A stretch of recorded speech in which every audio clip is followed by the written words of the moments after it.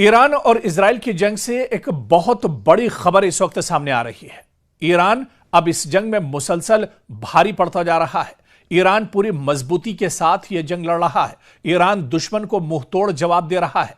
दरअसल ये बातें सिर्फ हवा में नहीं की जा रही हैं, बल्कि जो तस्वीरें इजराइल से निकल कर आ रही हैं वो आप देखिए। इजराइल के तल अवीव में जिस तरह से तबाही ईरान ने मचाई है वो जीती जागती तस्वीरें हैं, क्योंकि हमारे नुमाइंदे न्यूज़ 18 के नुमाइंदे खुद ग्राउंड जीरो पर इजराइल के अंदर मौजूद हैं और वहां से जो खबरें आ रही हैं वो खबर ये बताती हैं कि मुसलसल ये जंग इजराइल और अमेरिका को भारी पड़ रही है।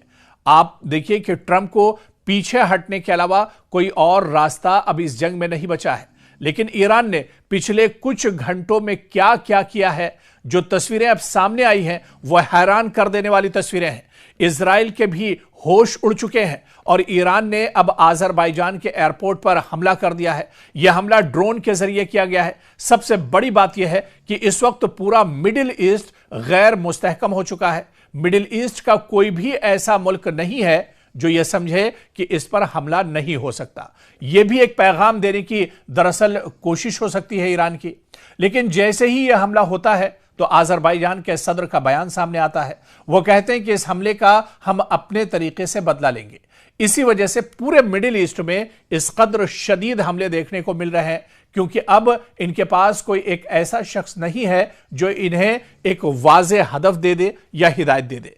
अब सब अपने अपने तरीके से कार्रवाइयां कर रहे हैं और कह रहे हैं कि हमें जिस तरह बदला लेना है हम वैसे ही लेंगे। इसी वजह से आज़रबाईजान पर हमला किया गया। आज़रबाईजान पर हमले की एक बड़ी वजह यह भी है कि इजराइल और आज़रबाईजान के ताल्लुकात काफ़ी अच्छे हैं। इनके फौजी ताल्लुकात भी मजबूत हैं। आज़रबाईजान इजराइल से काफ़ी ज़्यादा ड्रोन खरीदता है और दीगर फौजी साजो सामान भी लेता है। और इसी वजह से आज़रबाईजान ईरान के लिए कहीं ना कहीं एक खतरा जरूर है, क्योंकि ईरान चाहता है कि उसके खिलाफ कोई भी जंग इस्तेमाल ना हो सके इस जंग में। और क्योंकि मुसलसल ऐसा हो रहा है, हम अमरीकी एयरबेसेस देख ही रहे हैं कि किस तरह पहले दिन से ईरान ने सबसे पहले अमरीकी एयरबेसेस को निशाना बनाया जो पूरे मशरिक़ वुस्ता में फैले हुए हैं। इजराइल में पहले दिन कम हमले हुए थे, लेकिन तकरीबन 400 मिसाइल पूरे मिडिल ईस्ट में दागे गए थे। इजराइल में इस वक्त सबसे कम हमले हुए थे जब सबसे ज्यादा हमले कतर में हुए थे। और अब आप देखिए कि अब ईरान ने भी अपने हमलों में शिद्दत लाई है।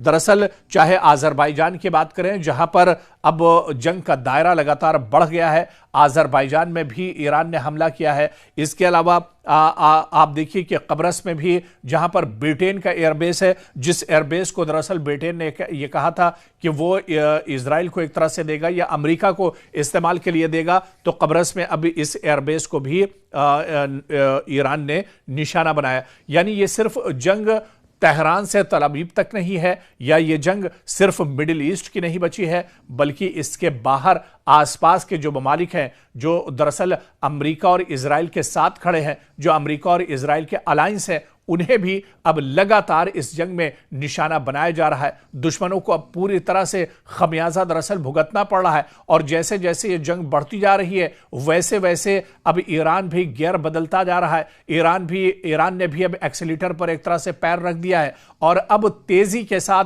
ईरान की तरफ से भी ताबड़तोड़ हमले किए जा रहे हैं। जिस तरह से यह खबर तल अवीव से आई थी और इजराइल ने यह खबर दरअसल वाजे की थी कि ईरान की तरफ से खुर्रम शहर 4 मिसाइल का इस्तेमाल किया गया है। यह दरअसल एक क्लस्टर नुमा मिसाइल है जो दरअसल अपने हदफ तक पहुंचने से पहले ही हजारों बम एक साथ निकालती है और जो तकरीबन 8-10 किलोमीटर के दायरे पर एक साथ हमला कर सकती है।